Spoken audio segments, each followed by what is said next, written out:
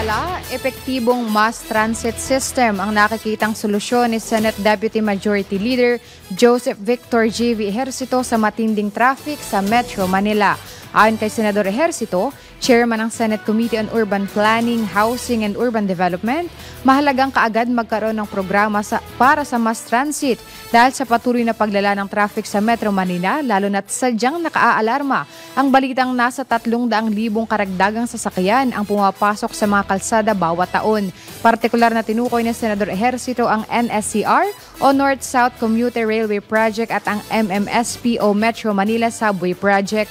Ang NSCR ay isang 147-kilometer rails na nag-uugnay sa Calamba City sa Timog at New Clark City sa Hilaga at dadaan sa ilang estasyon sa Metro Manila gamit ang kasalukuyang linya ng PNR o Philippine National Railways at magkakaroon din ng Airport Express Service na may mga high-speed train na magdadala ng mga pasahero sa New Clark International Airport.